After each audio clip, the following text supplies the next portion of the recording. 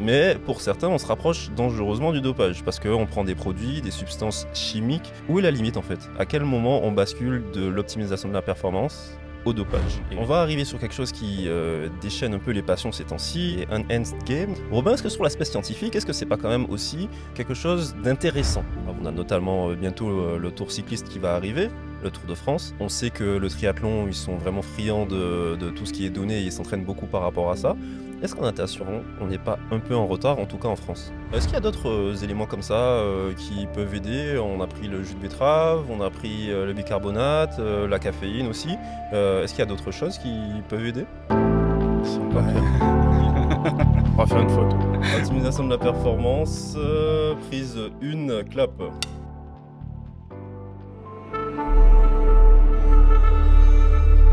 Eh bien Robin, Eric, bonjour. Bonjour Loris. Salut Joris, Comment vous allez? ça va super. Championnat de France, on est à Montpellier, il fait un peu chaud, j'ai mis la chemise. Ça va, vous en sortez? Ouais, ça va, on a de super conditions, on a super bien préparé ça avec toute l'équipe, on nous a donné de très bonnes conditions pour travailler, donc c'est cool, il fait chaud, mais ça va. On a même la clim sur certains endroits, Ah donc on a, ouais, on a de la chance. il y en a qui ont de la chance. Eric, toi, ça se passe bien? Tout va bien, jour 3, presque à la moitié, donc encore de la force, de la forme, tout est bon. Alors, on est ici pour parler optimisation de la performance, c'est quelque chose que vous connaissez bien. On va arriver jusqu'au dopage, quelque chose qui aussi est intéressant sur un point de vue scientifique. On ira peut-être aussi parler de tout ce qui est en train de se jouer au niveau des Enhanced Games. Je crois que Eric a beaucoup réagi par rapport à ça. Ce sera l'occasion d'avoir votre opinion et votre avis. Avant ça, est-ce que vous pouvez me parler de vous? Comment vous êtes arrivé à travailler pour la fédération, à avoir votre poste? Quel est votre parcours, Robin? Je te laisse la parole. D'abord été stagiaire, préparateur physique et assistant coach à l'INSEP. Mmh. Pendant 4 ans et puis pendant ce parcours-là, j'ai passé une thèse après avoir fait le master à l'INSEP en physio et puis j'ai obtenu mon concours de professorat de sport pour être conseiller technique de la fédération en 2017 et ensuite de fil en aiguille après avoir fait, un petit peu de monitoring sur les nageurs de l'INSEP, puis sur les nageurs de l'équipe de France eau libre. J'ai pu, construire ce parcours et arriver sur des missions, scientifiques, auprès de tout le public de la fédération. Très bien. Eric, toi qui, du coup, a un parcours un peu similaire? Un peu similaire sur l'ensemble, un peu différent dans l'ordre, un peu plus décousu, on va dire. OK. Initialement, moi je viens de l'entraînement, de la natation. J'ai été coach pendant quelques années. En même temps, j'étais en études en STAPS. Le côté scientifique m'avait toujours intéressé. Et suite à mon cursus, pendant mes années d'entraînement, j'ai fait pas mal de stages, dans des milieux de haut niveau, au OK. Cercle de Marseille, à Antibes, puis aux États-Unis. Je me suis rendu compte pendant ces stages que la science était vraiment omniprésente et importante dans l'entraînement. Donc j'ai voulu me pousser un peu plus sur ce sujet et j'ai rejoint la fédération, à la base en tant que prestataire en 2021 OK. pour prêter main forte sur un projet d'analyse vidéo avec le club d'Amiens et le boulot m'a tout de suite plu. Au fur et à mesure, j'ai pu avoir, un peu plus de missions et en même temps aussi découvrir le métier de conseiller technique sportif que je ne connaissais pas vraiment. Et ensuite, du coup, tout comme Robin, j'ai passé le professorat de sport. J'ai obtenu le titre de conseiller technique sportif et je continue mes missions, mais maintenant en tant que cadre, au service optimisation. Très bien. Est-ce qu'on peut parler de votre quotidien un peu, de ce que vous faites, généralement dans une saison, dans une semaine? Est-ce que les semaines se ressemblent? Est-ce que ça change en fonction des échéances, en fonction de d'autres choses? Comment, se passe, votre quotidien? Ouais, ça change beaucoup, je pense, puisqu'il y a des moments, il y a des périodes où on est, on va dire, c'est un peu caricatural, mais derrière l'ordinateur à traiter des données, analyser, recouper des vidéos, et cetera. Il peut y avoir des périodes assez longues comme ça, même si en général on est toujours en connexion avec, les coachs ou les collègues de la fédération sur plein de projets et sur des retours de feedback qui peuvent être, à distance. Et puis il y a des moments sur des stages, des compétitions où on est, présent avec, les nageurs, vraiment, tout le temps et donc là, ça se ressemble pas trop en ce sens, mais par contre, le trait commun, c'est qu'on est quasiment, tous les jours en train de collecter et analyser des données. Eric, toi, c'est à peu près la même chose? C'est oui, plus ou moins la même chose. Le quotidien et je trouve que c'est la richesse du métier est quand même très différent. Même si on est Mmh. derrière un ordinateur, on peut traiter plein de choses différentes sur des thématiques, vraiment très variées. La seule chose, je dirais, qui est un peu répétitive, ce sont les saisons, tout simplement, Ouais, où au fur et à mesure de la saison, on retrouve les mêmes échéances avec les championnats de France, les championnats internationaux et parfois même dans la même piscine. parfois même dans la même piscine. D'une année à l'autre, on va répéter plus ou moins les mêmes événements, Mmh. mais par contre le travail est lui différent à chaque saison. Donc du coup, ces saisons qui se ressemblent, c'est aussi, la direction technique, c'est aussi les entraîneurs qui font à peu près les mêmes stages et cetera. Les saisons se ressemblent aussi. Comment vous vous organisez? Comment vous êtes, dans ce schéma, dans cet organigramme entre l'entraîneur, entre la fédération, le nageur? Comment vous vous organisez et à quelle est votre place, en fait? Il y a plusieurs choses, je pense, sur tout ce que tu viens de dire. Il y a plusieurs organisations dans le sens où le CS Optimisation va travailler tout au fil de la saison, avec des structures, avec des entraîneurs, avec des nageurs. Et en parallèle, on va aussi avoir un moment de plus équipe de France Ouais, avec le fonctionnement plus fédéral, la DTN, la sélection, des veilles sur les nageurs internationaux, des préparations sur les relais, des choses comme ça. Donc pour moi, il y a vraiment deux parties.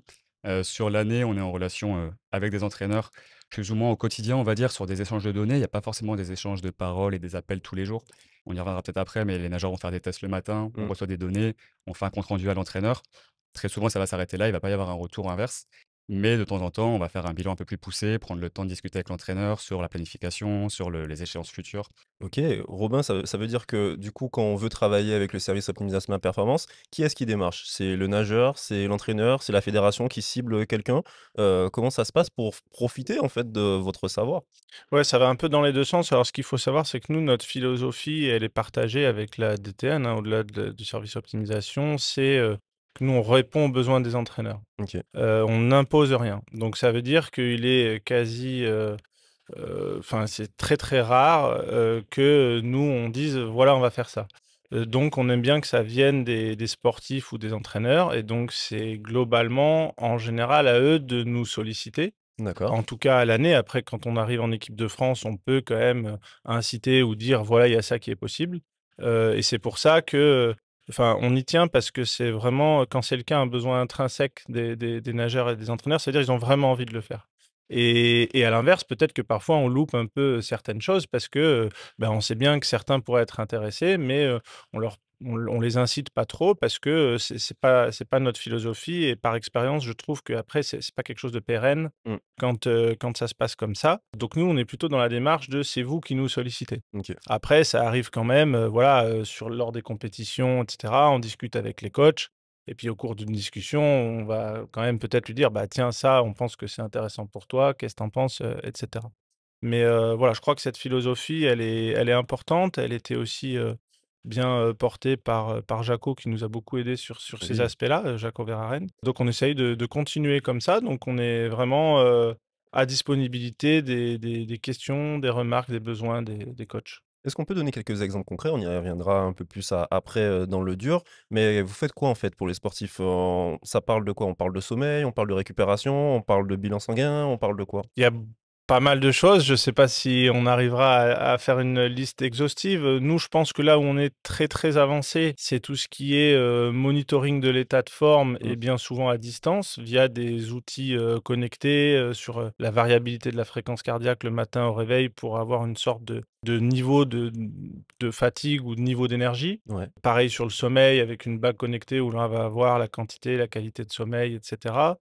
Et donc ces 2 aspects sont, des outils qui sont, à la fois assez fiables et à la fois, faciles, d'utilisation, qui nous permettent d'avoir des données, facilement, qui sont confortables pour les nageurs, qui leur prennent pas de temps sur leur temps d'entraînement et qui permettent d'avoir des feedbacks qui sont rapides et utiles pour les coachs. Donc ça, c'est vraiment les outils principaux qu'on va avoir et puis après, il y a tout un tas, de choses sur, du testing, biomécanique, des tests de force, les analyses de course, parfois il y a des protocoles encore plus poussés à la demande de certains coachs pour avoir des données très fines d'un point de vue technique ou profil métabolique et cetera. Donc voilà, je ne sais pas s'il faut encore continuer non, sur mais ce niveau de détail-là, mais on voit qu'il y a quand même pas mal de choses qui sont faites. Mais j'ai quand même envie de poser la question par rapport à d'autres sports. On a notamment, bientôt, le Tour cycliste qui va arriver, le Tour de France. On sait que le triathlon, ils sont vraiment friands de tout ce qui est donné et ils s'entraînent beaucoup par rapport à ça. Est-ce qu'en natation, on n'est pas un peu en retard, en tout cas en France? Alors, on est un peu en retard si tu compares avec d'autres sports, je pense, mais pas vraiment, de notre faute, je dirais, mais plus de l'environnement dans lequel on travaille. Le milieu aquatique, l'eau, Mmh, nous empêche d'utiliser un grand nombre de capteurs qu'on d'accord. pourrait utiliser dans l'air, simplement, par exemple, un GPS. Mmh, Beaucoup de sports l'utilisent, surtout les sports co. Ça permet vraiment de quantifier l'entraînement, de venir, mesurer un peu l'intensité de l'entraînement et derrière suivre l'état de forme des athlètes. Typiquement, un GPS ne fonctionnera pas dans l'eau à cause des ondes ouais, et donc tout ce qui va être données de vitesse, de déplacement, on les perd. OK. Il y a beaucoup de capteurs comme ça qui, dans le passé, étaient vraiment, inutilisables dans l'eau. On a la chance avec l'arrivée des nouvelles technologies d'avoir aujourd'hui pas mal d'outils quand même, résistants à l'eau et qu'on va venir intégrer à l'entraînement de manière progressive, mais avec un petit retard malheureusement par rapport à d'autres disciplines. Donc on a un petit retard. Est-ce que ça s'explique peut-être aussi par un manque de professionnalisme de la discipline peut-être? La natation, ça reste encore un sport amateur et même si on veut y mettre le maximum, il y a forcément des contraintes budgétaires derrière. Est-ce que vous avez le sentiment que si vous aviez plus de moyens, que ce soit, financiers, que ce soit humains, vous seriez en capacité de faire plus? Oui, je pense. Après, tu as dit les mots, hein. Je pense qu'il y a un peu tout là-dedans. Il y a l'aspect professionnel, donc qui encadre à la fois l'aspect financier et l'aspect responsabilité. C'est-à-dire que dans un club de foot, les footballeurs sont payés par le club. Donc, ils doivent au club ça. Si le club de natation ne paye pas ses nageurs, il n'y a pas le même lien d'autorité ou hiérarchique. Donc, ça, déjà, c'est un point. Et puis après, il y a au-delà de la. Enfin, je partage tout à fait ce qu'a dit Eric hein, sur le milieu aquatique. Après, il y a la culture, hein. C'est vrai que du fait que les nageurs ou les entraîneurs n'ont pas été habitués à fonctionner avec ces technologies, c'est difficile aussi, d'avoir ce changement. Pour moi, ouais, c'est surtout une question de culture plus que de moyens financiers. D'accord. Même s'il est vrai que je pense que tous les clubs de natation ne peuvent pas, s'acheter, tous ces capteurs et cetera, même si maintenant ça devient de moins en moins coûteux.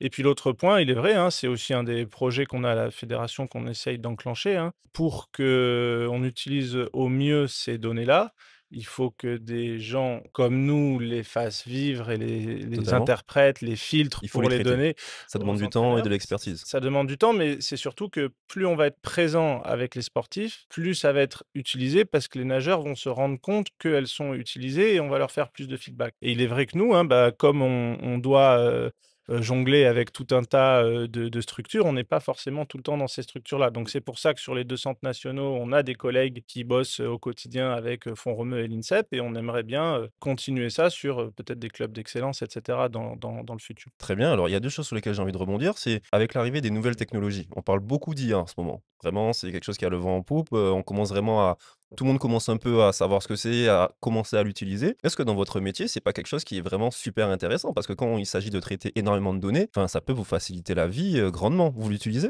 Oui.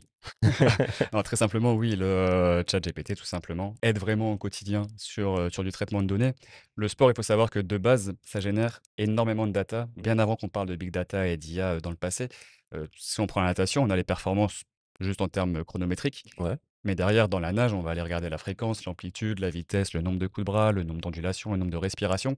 Tout ça, déjà, à l'ancienne, c'était déjà fait sur du papier, mais c'était en soi de la big data déjà et une quantité de données énorme. Donc c'est sûr que là-dedans, l'IA peut vraiment nous aider à traiter tout ça, à mettre en relation, parfois des données, mais aujourd'hui, le sport n'est pas l'intérêt premier du développement de toutes ces technologies.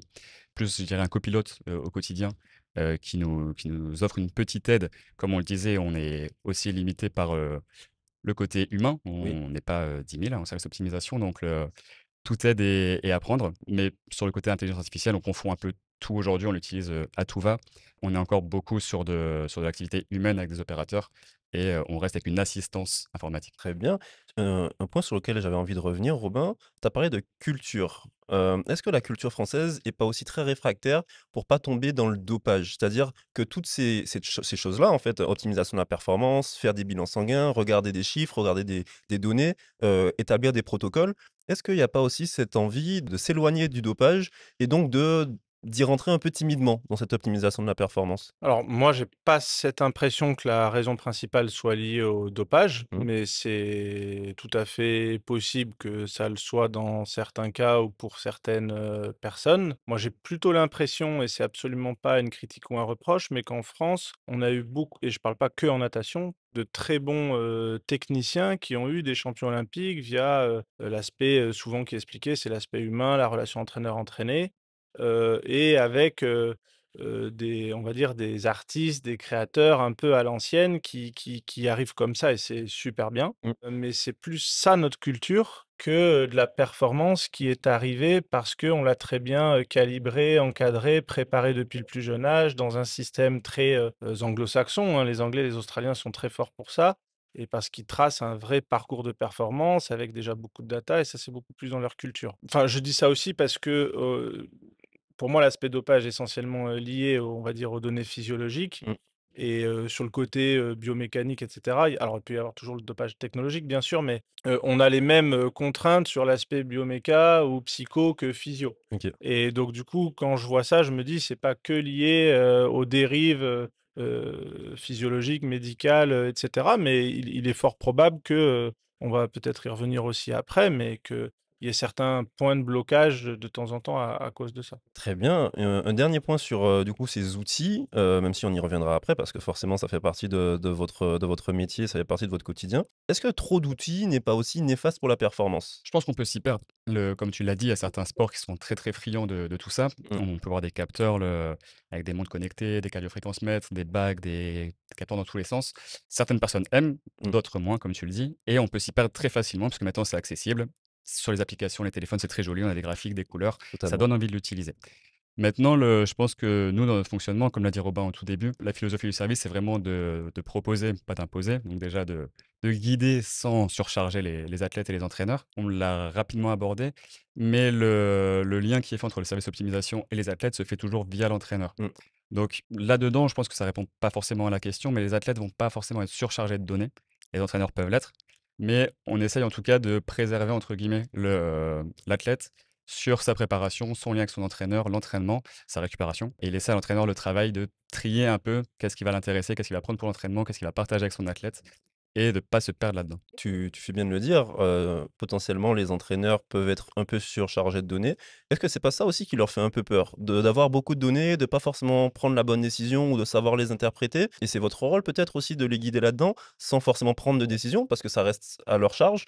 Comment vous faites pour, vraiment, concilier un peu cette dualité en fait, entre, être, très fort pour analyser les données et potentiellement donner des pistes et ne pas prendre de décision parce que c'est pas votre rôle? Oui, alors notre rôle, c'est vraiment ça, c'est un outil d'aide, donner un outil d'aide à la décision, et après c'est l'entraîneur, et après, je dirais que chaque cas est différent. Il y en a qui vont nous faire tout à fait confiance sur certains sujets et nous dire: «Bon, bah, ça, c'est limite toi qui prends la décision», et puis d'autres fois, nous, on est juste là pour donner la donnée, et puis il y a même pas d'échange et c'est l'entraîneur qui décide. Donc ça va dépendre des entraîneurs, des sujets, et cetera. Je di Comment on fait? Je dirais que c'est, aussi, bah, l'expérience, hein. Au début, on fait un peu des erreurs, on essaye, de comprendre et connaître chaque entraîneur, les points sur lesquels il est, attentif, et cetera, et cetera. Et puis par rapport au début de la question, nous, c'est vraiment notre rôle de filtrer ce qui va l'intéresser. Un bon exemple sur la masse de données, on parlait de la bague de sommeil tout à l'heure. Je crois qu'elle prend, peut-être 70 ou 80 variables, différentes. Nous, on n'en présente que 3 ou 4 à l'entraîneur. Donc Ouais, il y a déjà un filtrage de 90 des données. On va même pas lui en parler parce qu'on sait qu'on va le noyer, là-dedans. Et puis après, l'autre aspect, c'est, dès qu'on va, fournir une donnée à l'entraîneur, ça peut remettre en question son système d'entraînement, ou en tout cas, ses choix, ce qu'il avait, préparé, et cetera. Et ça, c'est vrai en tout cas, j'ai le sentiment que certains ont peur de ça, ou en tout cas ne savent pas trop le gérer, et ils préfèrent ne pas avoir cette remise en question pour ne pas douter. Et on sait que c'est important aussi finalement, pour moi, le plus important dans l'entraînement, c'est déjà d'avoir un cadre, un système, et à peu près s'y tenir. Parce que si on change tous les jours, c'est pas non plus, très bon, quoi. totalement. Et à l'inverse, il y a des entraîneurs qui, eux, bah, se nourrissent de beaucoup de données, beaucoup de données, beaucoup de données, pour analyser, vraiment, ce qu'ils font. ils vont peut-être pas, tout le temps changer, mais à la fin de l'année, ils ont un petit peu plus de recul et d'éléments observables pour pouvoir, mieux planifier la saison d'après. On parle de cette optimisation de la performance et on parle forcément aussi, de tout ce qui est, substances qu'on peut aussi, conseiller aux sportifs. Forcément, la première des substances à conseiller aux sportifs, c'est l'eau, c'est l'hydratation, je crois que c'est la première. Mais après, il y a encore d'autres choses. Je me souviens que, on avait eu une petite discussion à propos, du jus de betterave. Ça m'avait semblé lunaire, mais en fait, il y avait une explication scientifique derrière ça. On a aussi, beaucoup parlé du bicarbonate. Tous ces éléments-là font, partie de l'optimisation de la performance, mais pour certains, on se rapproche dangereusement du dopage parce qu'on prend des produits, des substances chimiques, même s'il y a des choses qui sont très naturelles. Où est la limite, en fait? À quel moment on bascule de l'optimisation de la performance au dopage? Eric, c'est à toi. Une réponse très simple et juste au niveau du règlement, tout simplement. Mmh. Il faut savoir qu'il y a une liste de produits qui est actualisée pardon, tous les ans par l'Agence mondiale antidopage, qui OK. contient du coup tous les produits considérés dopants dans la performance Et les pratiques dopantes aussi. et les pratiques dopantes. Si on s'arrête là-dessus, on peut dire que tout simplement un produit qui n'y est pas n'est pas un produit dopant et peut être utilisé du coup sans problème. Et à l'inverse, un produit qui est dessus est à bannir totalement de l'entraînement. Cette liste, elle est actualisée et un exemple tout simple, c'est qu'il y a quelques années, une dizaine d'années, il me semble, en France, la créatine était considérée comme un produit dopant, à certaines doses. Il fallait se limiter, pardon, à une, dose liée au poids de corps de l'athlète. OK. Aujourd'hui, c'est plus du tout le cas. Donc il y a aussi des études qui sont faites parfois pour, actualiser ces listes, justement par rapport à la science et au réel impact que peuvent avoir ces produits sur l'organisme. C'était aussi le cas de la ventoline qui était, soumis à AUT et qui aujourd'hui ne l'est plus, enfin, il y a des choses qui bougent et on voit que, des choses qui étaient considérées comme potentiellement dopantes ne le sont plus. Des choses qui sont, aujourd'hui dopantes ne l'étaient pas avant. Cette liste, elle bouge. Est-ce qu'on peut rapidement donner quelques exemples de choses qui sont quand même, autorisées et qui peuvent aider la performance? Peut-être que ça en aidera certains sportifs. Prends l'exemple de la caféine, par exemple. La caféine qui est quelque chose qui est autorisé. Ouais, complètement. Après, bah, il y a la caféine, tu l'as dit, le bicarbonate de sodium, Est-ce enfin, que il y tu a peux expliquer pourquoi le bicarbonate? Parce que ça peut sembler lunaire pour les gens qui, connaissent pas trop. pourquoi il favoriserait la performance, c'est ça? Ouais, Ouais, ouais. Bah, le bicarbonate de sodium, tout simplement, c'est ce qui va permettre, de neutraliser, l'acidité du corps et donc en fait, on va être mieux capable de tolérer cette montée d'acide et donc on va pouvoir rajouter encore un petit peu plus d'énergie. Ça permet de, tamponner, en fait, l'acidose, de monter un petit peu plus haut en lactate et donc de soutenir un effort qui est plus important. Donc ça, c'est très, très bien documenté. On le sait depuis, presque la nuit des temps, hein, OK. ce genre de choses et après, bah, pour moi, ce que tu dis, ça fait écho à la question d'avant. C'est-à-dire qu'il y a plusieurs filtres sur, c'est quoi le dopage. Je crois qu'Éric l'a très bien dit, d'un point de vue, légal, bah, il y a la liste qui est autorisée, la liste qui est pas autorisée et puis après, il y a un filtre qui est plus médical. Donc là, certains diront: «Bah, attention, il y a des dérives avec des produits qui vont, être nocifs pour la santé ou non» et il y a cette question de à quel point c'est nocif ou non. Puisque, par exemple, le bicarbonate de sodium à petite dose, il est conseillé. Oui, Par exemple, on conseille souvent pour une meilleure hydratation et cetera de prendre de la Ceintior. ouais. Là, ça dérange personne de prendre de la Ceintior parce que c'est dans la culture et cetera. Par contre, quand on dit qu'il faut prendre du bicarbonate de sodium, ça en dérange certains. Alors c'est sûr, c'est pas naturel, hein, mais et par contre, si on est en surdose, là, ça peut être aussi, problématique pour les reins et cetera et cetera. Donc du coup, la limite, elle est assez, compliquée sur ça et c'est pour ça que c'est pour l'instant les médecins qui contrôlent ça au niveau de l'Agence mondiale antidopage qui vont décider et un petit peu, arbitrer tout ça. Donc c'est une frontière qui est assez floue, qui peut être discutable selon les recherches scientifiques qui arrivent et cetera et selon, la morale en fait, de chacun. Puisque je connais des athlètes, en l'occurrence pas des nageurs, qui eux veulent pas prendre du bicarbonate de sodium parce que c'est quelque chose d'artificiel qui, vient aider, la performance. Ceci étant, quand vous faites, de l'altitude ou des chambres hypoxiques et ben, c'est pareil Oui, bien sûr. et j'irai même plus loin pour être un peu provocateur, le simple fait de s'entraîner est une conduite dopante. Je savais que tu allais dire Heu, ça. voilà, bah, c'est dit. Oui, mais c'est un très bon exemple et je le prends aussi. Je pense que je te l'ai piqué d'ailleurs, mais effectivement, on fait des choses pour être meilleur et ça en fait partie. On a parlé du bicarbonate. Est-ce qu'on peut parler un peu du jus de betterave? Parce que c'est quelque chose qui peut paraître également lunaire, c'est-à-dire le jus de betterave aide à la performance. Moi, j'en ai pris et j'ai senti un peu les effets. Après, ça reste subjectif, hein. Il y a un effet placebo qui peut peut-être prendre le dessus, on ne sait pas. Est-ce qu'on peut encore m'expliquer pourquoi le jus de betterave pourrait aider la performance? Ouais, alors là, c'est surtout via la teneur en nitrate qui est présent dans le jus de betterave et qui va permettre, de mieux oxygéniser les muscles, Mmh. et donc tout simplement derrière de pouvoir avoir une meilleure consommation énergétique et cetera et d'avoir moins de fatigue à l'effort et donc là, il y a quelqu'un qui s'appelle Andrew Jones qui a vraiment, documenté ça et donc il y a quand même beaucoup d'études qui tendent à montrer qu'il y a, des effets, via cette prise de jus de betterave et il faut savoir que, effectivement, c'est du jus de betterave et non pas la betterave et donc c'est très, très, très concentré en nitrate, donc les teneurs sont assez importantes et effectivement, il faudrait manger beaucoup, beaucoup de betteraves pour pouvoir avoir, cette, teneur-là. Et après, ce qu'il faut savoir aussi et je pense que c'est important, de le dire, c'est qu'il y a aussi tout un commerce derrière et issu de ces travaux-là, il y a des boîtes qui ont commercialisé du jus de betterave et qui ont vendu le truc en disant: «C'est absolument génial, c'est incroyable». Alors que quand on regarde les études, déjà, il y en a qui disent que l'effet, il se voit pas chez tout le monde, pas tout le temps et cetera et cetera. Mais cela dit, ça peut rester un surplus. Très bien. Est-ce qu'il y a d'autres, éléments comme ça, qui peuvent aider? On a pris le jus de betterave, on a pris, le bicarbonate, la caféine aussi. Est-ce qu'il y a d'autres choses qui peuvent aider? Je pense qu'on a la bêta-alanine, qui va avoir un peu les mêmes effets que le bicarbonate de sodium, mais sur des aspects pour des raisons un petit peu, différentes. On a parlé de la créatine, tout à l'heure et puis je refais écho à ce qu'on disait tout à l'heure, hein, mais simplement les produits, complémentaires en glucides un peu plus chargés et cetera, ils ont aussi un effet également. Il y a pas mal de ces choses-là qui, du coup, dans l'air du temps pour quand on parle d'optimisation de la performance. Peut-être aussi, les bilans sanguins qui sont aussi quelque chose à regarder et à étudier. Moi, c'est vrai que j'ai quand même eu beaucoup, de médecins qui ont été un peu réfractaires à faire des bilans sanguins parce que justement, ils étaient beaucoup dans la médecine et pas dans l'optimisation de la performance.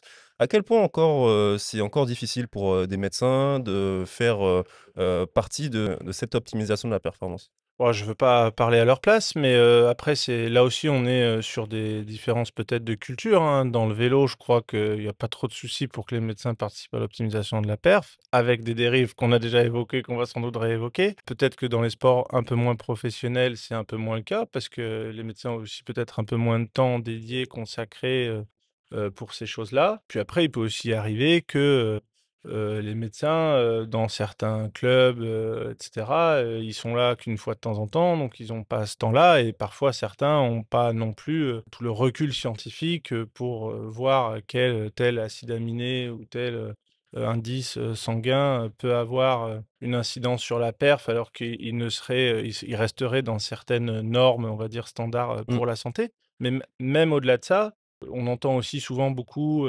la nutrition, quand on a une bonne nutrition, ben, en général, il y a jamais de carence et moi, finalement, toutes les fois où j'ai pu discuter avec des nageurs ou des entraîneurs avec qui j'ai eu l'accès via leur autorisation à ces données sanguines, je maîtrise pas tout, mais il y a tout un tas de choses où la vitamine D, le fer et le magnésium, je pense à ces 3 là qui sont finalement, 3 des principaux indices qui sont importants pour la performance, pour la santé d'abord, mais ensuite pour la performance. Le magnésium pour, la fatigue musculaire, le sommeil et cetera. Le fer sur tout ce qu'on connaît sur la circulation sanguine et tout ça et on voit beaucoup, beaucoup, beaucoup de nageurs qui, quand ils font une analyse sanguine, il y a un fort pourcentage qui est carencé sur au moins un de ces 3 aspects. Toutes les raisons, je les connais pas, mais en tout cas, on peut progresser, je pense, dans ce domaine-là. J'ai beaucoup d'exemples en tête de nageurs qui ont été en carence pendant de longs mois. On le voit sur les analyses sanguines et où il n'y a jamais eu, d'évolution et eux-mêmes n'étaient pas au courant et ça, on sait que c'est, délétère pour la performance et pour enchaîner notamment les entraînements, mieux récupérer et cetera et cetera. Est-ce que, au niveau de la santé, il y a un danger, pour les sportifs de haut niveau? Est-ce qu'il y a vraiment ce regard-là aussi d'étudier les choses pour ne pas être, dans le surentraînement, pour, ne pas être, aller un peu trop au-delà? Est-ce que c'est aussi un point sur lequel vous êtes attentif? Bien sûr, quand on parlait de monitoring, au début, c'est justement sur ces aspects-là qu'on va essayer de se concentrer. Quand tous les matins les nageurs font des tests de variabilité de la fréquence cardiaque, on va voir les niveaux d'énergie, on va voir la fatigue. on donne des indications et par moment, on va même donner des alertes OK. sur l'état de forme de l'athlète pour dire à l'entraîneur: «Attention, là, à notre avis, par rapport aux données qu'on a déjà sur ce nageur, il nous semble que on arrive à un moment un peu, pas dangereux, mais on pourrait basculer vraiment dans ce qu'on appelle le surentraînement». Par moment, il faut savoir que c'est aussi, volontaire de la part de l'entraîneur, pas de mettre en danger la santé de l'athlète, mais par contre, pour provoquer des adaptations, l'entraînement provoque des stress qui vont provoquer des adaptations au niveau des capacités physiques et donc par moment dans l'entraînement, on doit passer là-dedans. Mais c'est le but du monitoring, de venir justement jouer avec ses limites pour ne pas basculer dans la mise en danger des athlètes et rester dans le bien-être et la performance. Très bien. Alors, on a beaucoup parlé des produits, on n'a pas parlé de certaines pratiques. Enfin, si, on l'a évoqué un peu au début. Alors, comment ça se passe? Vous monitorez le sommeil via des bagues? C'était le cas. Enfin, je le sais parce que je l'ai vécu. Je vais pas faire comme si j'étais pas au courant. Comment ça se passe? Il y a quoi d'autre? Le HRV le matin, je l'ai vécu aussi.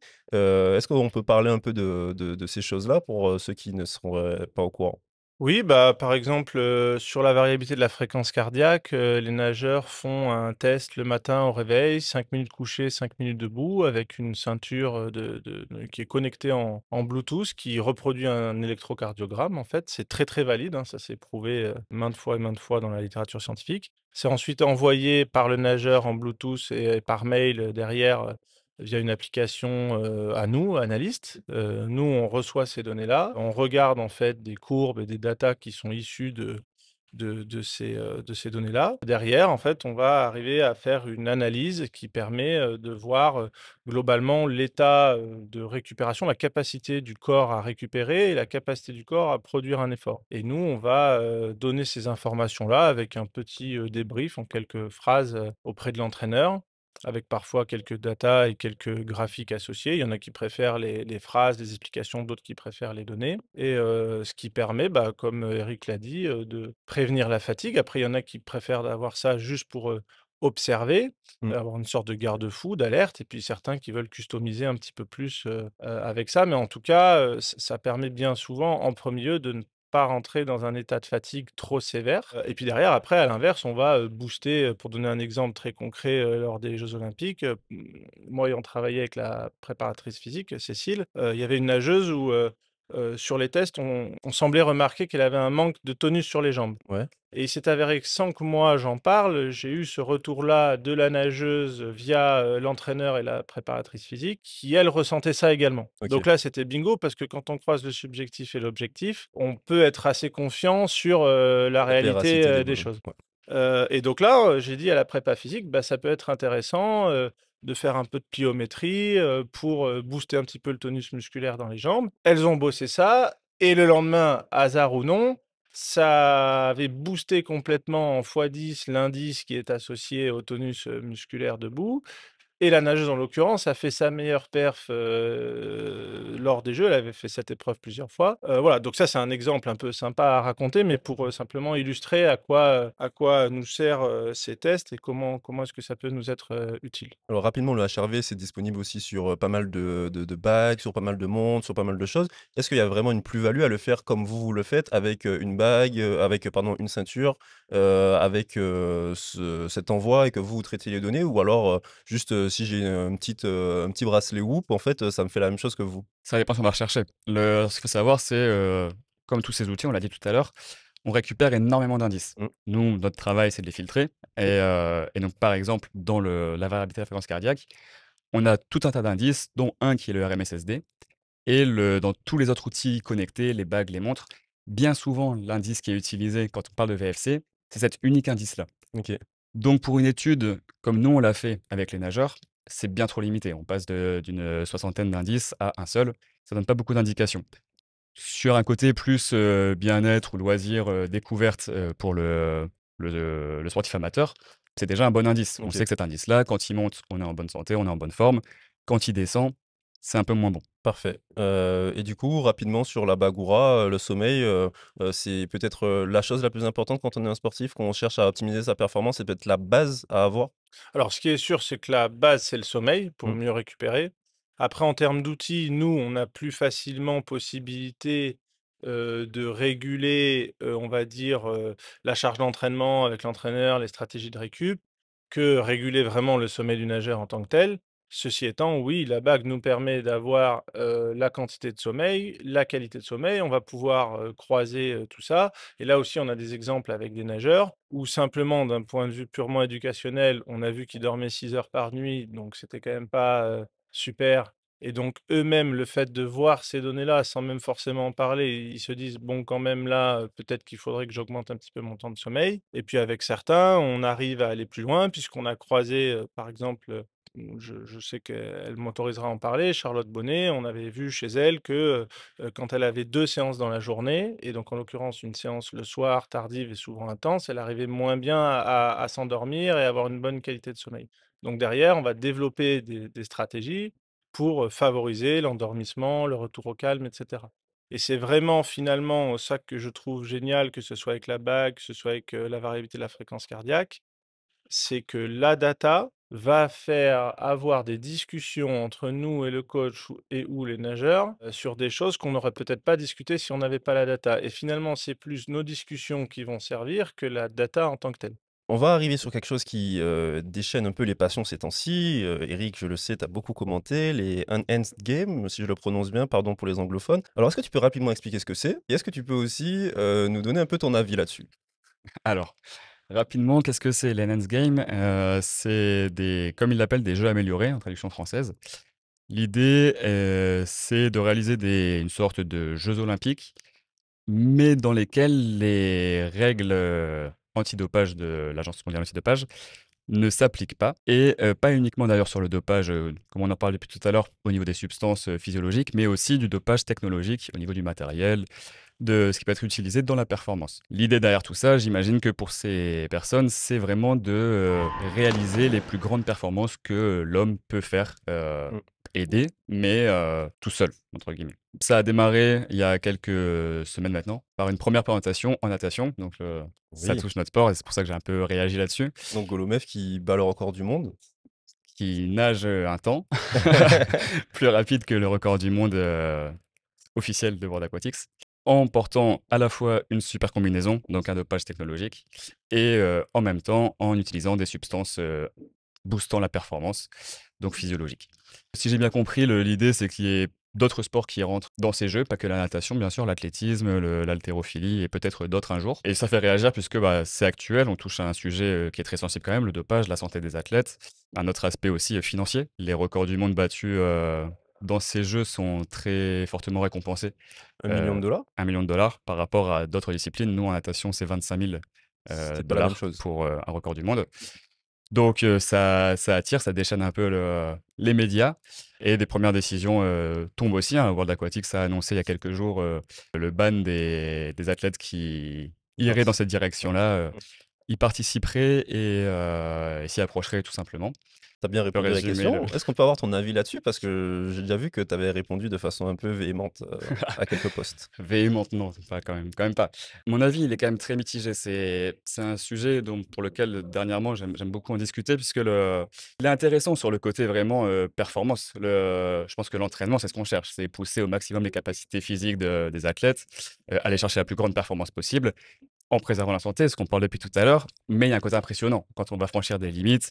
Dernièrement, en natation, en décembre, un nageur qui nage sous les 20 secondes aux 50 nages libres, c'est des barrières qu'on aime voir. Oui, On veut voir ça. Donc, il y a du spectacle, c'est intéressant. Mais là-dedans, moi, ce qui me fait un peu peur, c'est la santé. C'est le côté éducatif, le côté on donne de l'argent si tu prends des produits qui peuvent te mettre en danger, si tu utilises des règles qui sont pas forcément celles du sport comme nous on l'entend. On va revenir aussi à la culture, hein. La culture française, c'est peut-être pas toujours la performance la plus poussée dans le sport. On essaie vraiment de préserver les athlètes français sur le côté loisir, un peu moins performance, éducatif avec l'école, mais peut-être pas aussi poussé que d'autres pays comme les ouais. Américains ou autres.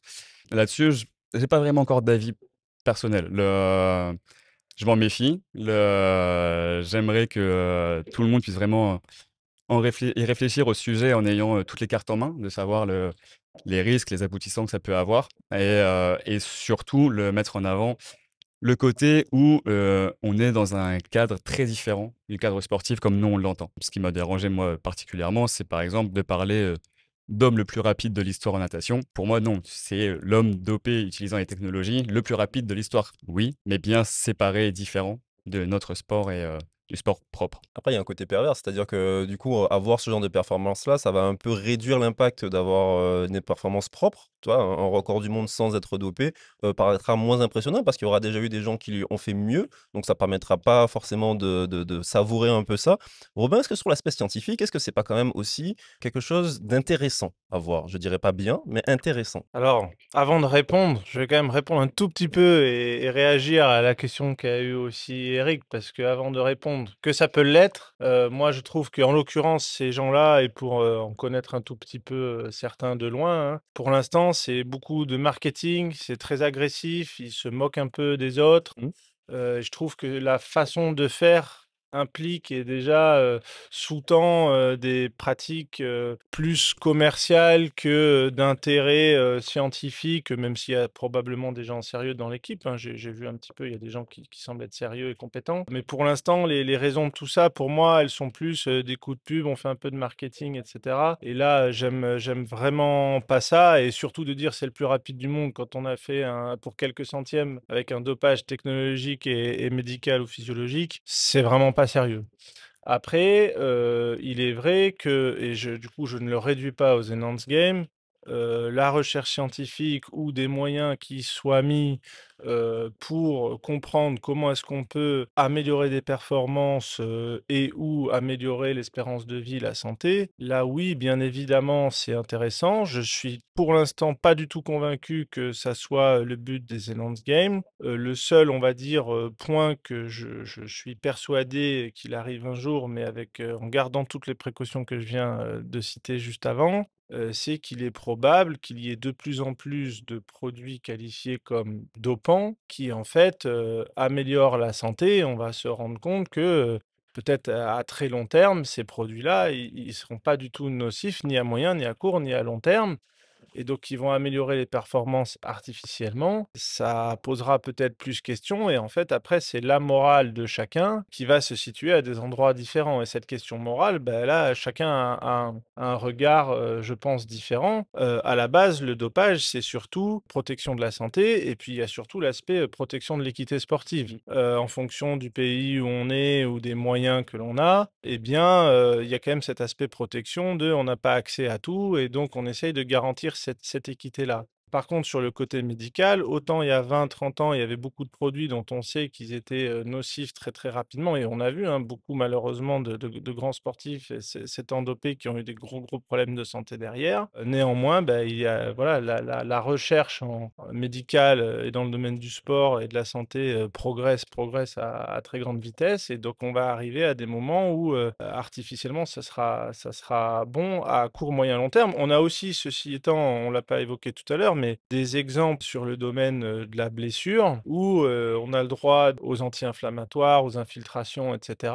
Et je sais que ça fait aussi débat. C'est admis de manière commune d'avoir tout ça, mais on pourrait aussi dire que c'est du dopage, par exemple. Ceci étant, pour moi, c'est vraiment les aspects long terme qui doivent être prépondérants sur l'aspect protection de la santé, mais je trouve ça intéressant de mettre des moyens pour progresser dans ce domaine-là, mais je crois pas que ça soit via les Nance Games, et je crois que déjà le monde universitaire et le monde sportif peut arriver à le faire, et c'est déjà des choses qui sont en cours. Alors, on l'a vu, l'exemple de Golomev, du coup, qui est devenu l'homme dopé le plus rapide de tous les temps. Merci. Ce qui est très, très intéressant avec son cas, hein, c'est qu'il y a pas si longtemps que ça, il était encore parmi les non dopés, et donc du coup, on a vu sa meilleure performance dans cet état-là, qui est de 21,4 si mes souvenirs sont bons. 21,44, je crois. Avant, oui, tu veux dire. Oui, avant Oui. avant d'être dopé, oui. Donc, c'était ça sa base. Une fois qu'il s'est, du coup optimisé, qu'il s'est, dopé, qu'il s'est, du coup amélioré, il est à 21,0. Il y a beaucoup de reportages, de documentaires qui cherchaient à voir en fait quel était l'effet du dopage, à quel point on pouvait gagner quelque chose. Là, aujourd'hui, on a un exemple criant, il a gagné 4 dixièmes sur un 50 mètres nage libre. Est-ce que c'est pas aussi, quelque chose d'intéressant à voir en fait, de savoir que en se dopant, on peut gagner 4 dixièmes sur un 50 mètres nage libre et on peut arriver à passer de, un 21,4 à un 21,0? Je pensais que tu irais dans l'autre sens et du coup, moi, je vais dans l'autre sens. Il l'a amélioré uniquement de 4 dixièmes. Alors, sa dernière performance, elle est de 21,57 au JO. Il fait 5e, il est en finale du 50 mètres nage libre cet été, juste en combinaison classique en jammer. Mmh. Effectivement, il nage 21,03 ou 0,4. La marche, pour moi, elle n'est pas si impressionnante. OK. On parle du coup d'un athlète propre il y a quelques mois, dans le sens propre, Mmh. non dopé.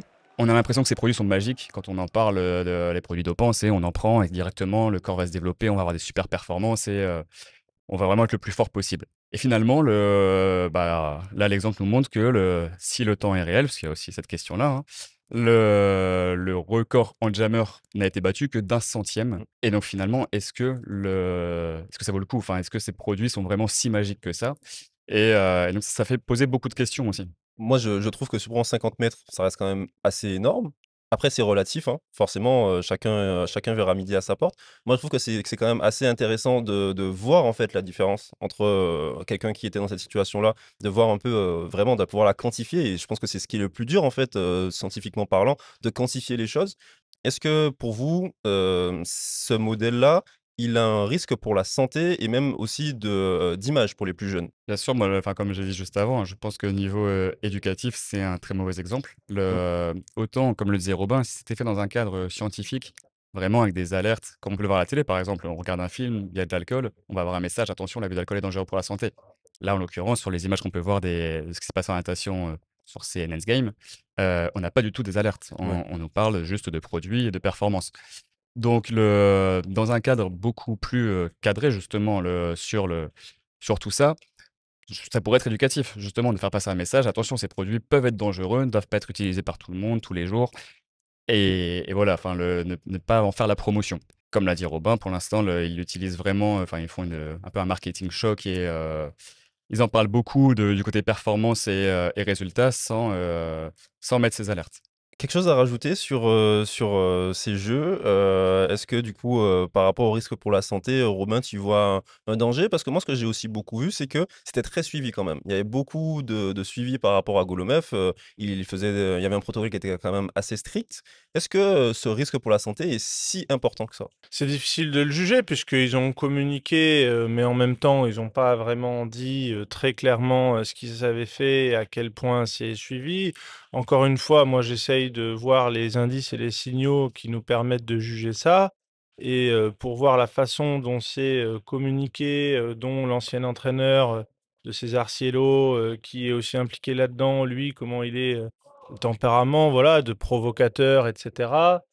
Ça me rassure pas beaucoup. Après chacun est libre de faire, ce programme, enfin ces nageurs-là et à leur risque et péril.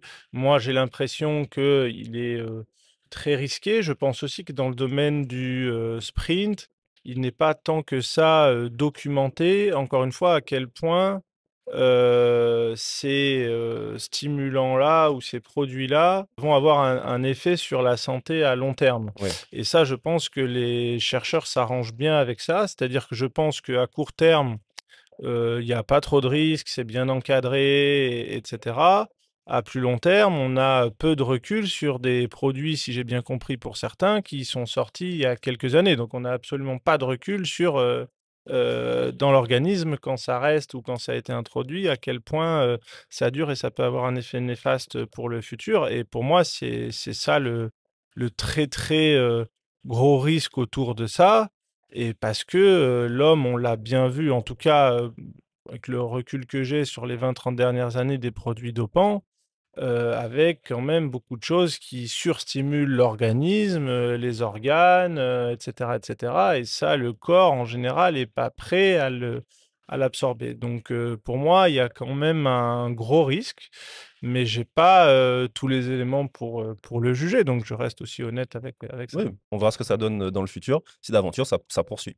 Je pense qu'on va s'arrêter là-dessus, on a déjà fait pas mal de on a parlé de beaucoup de choses. Est-ce que vous voulez rajouter quand même quelque chose au niveau de l'optimisation de la perf? Ce que vous voulez, ce que vous faites? Est-ce que d'aventure, il y a quelque chose que vous auriez aimé faire en plus? Vous faites déjà beaucoup, hein, mais est-ce qu'il y a quelque chose en plus? Non, non, on fait déjà beaucoup. Après, peut-être ce qu'on n'a pas trop discuté et où là, je pense qu'on peut toujours, progresser et surtout sur l'entraînement moderne en natation, c'est, on en a un tout petit peu parlé, la relation entraîneur-nageur Mmh, et scientifique et à quel point ça peut être aussi parfois, on va dire, une situation complexe quand, le nageur veut faire un suivi mais pas l'entraîneur. Qui décide? Comment on s'organise? Quelles règles on pose? On est, assez souvent confronté à ce genre de choses, en tout cas régulièrement Et là, il y a pas de vérité absolue, mais ça nous arrive de faire, face à des nageurs qui voudraient absolument, faire tout un tas de suivis. L'entraîneur ne veut pas. Je dis pas que le nageur a tout le temps, raison, mais ça peut, arriver où, on se dit: «Bah, c'est dommage». Nous, notre règle, c'est toujours validé avec l'entraîneur, mais on se retrouve, voilà, des situations où, bah, c'est un petit peu dommage de pas faire certaines choses alors qu'a priori ça serait utile et je pense que ça mériterait d'être un petit peu plus discuté avec les nageurs et les entraîneurs, peut-être une fois qu'ils ont fini leur, carrière. Je pense que Florent aurait beaucoup à raconter, sur ça, par exemple. Parce que, bah, mine de rien, on parle aussi de données personnelles. Même si moi, ma philosophie, c'est valider avec l'entraîneur parce que j'ai un contrat de confiance avec lui. Ceci étant, ça reste des données qui appartiennent aux athlètes et donc, bah, s'ils veulent, voir ce que dit leur corps ou les datas autour de ça, ils en ont le droit. Voilà, moi, le petit point. C'est vrai qu'on est encore un peu dans ce schéma un peu vertical de l'entraîneur, dicte et le nageur exécute, alors que je tiens quand même à rappeler que ça reste la carrière du nageur, ce sont ses performances à lui et c'est lui qui va endosser la responsabilité des succès et des échecs, donc c'est bien de le rappeler. Eric, est-ce que tu as quelque chose à rajouter par rapport à ça? Je suis tout à fait d'accord avec ce qui a été dit. Ce qui me manque personnellement, c'est pas une frustration, mais c'est du temps. Ouais. C'est vraiment on a la chance d'avoir un métier très varié, dans lequel on a plein de questions, plein de données et où les sujets, bah, comme on a débattu ici, hein, c'est très, très riche. Ouais. Donc c'est de toujours vouloir faire plus, mieux, mieux accompagner, mieux répondre aux questions, être plus présent sur le bassin. Mais on fait ce qu'on peut et on s'améliore de jour en jour. Oui, vous aussi, vous optimisez un peu votre accompagnement. C'est le cas, je pense. En tout cas, merci de m'avoir accordé ce temps. C'était, assez riche et en même temps, j'ai l'impression qu'on pouvait en parler pendant des heures. Peut-être qu'on fera un épisode 2. Ce sera l'occasion, peut-être, de parler un peu plus en profondeur. En tout cas, merci pour votre temps et bon courage pour le reste de ces championnats de France, avec, les championnats du monde qui arrivent aussi derrière. Ce projet vers Los Angeles qui se profile. Va falloir, optimiser sa performance, va falloir optimiser l'accompagnement et je crois que, vous en avez les capacités. En tout cas, je tiens à vous féliciter aussi pour ce que vous faites parce que j'ai été accompagné par vous et je sais, à quel point ça peut être chronophage, à quel point ça peut être, compliqué et vous le faites très bien. Donc, bravo à vous et merci pour ce podcast. Merci à toi, Joris. Merci Loris. Merci.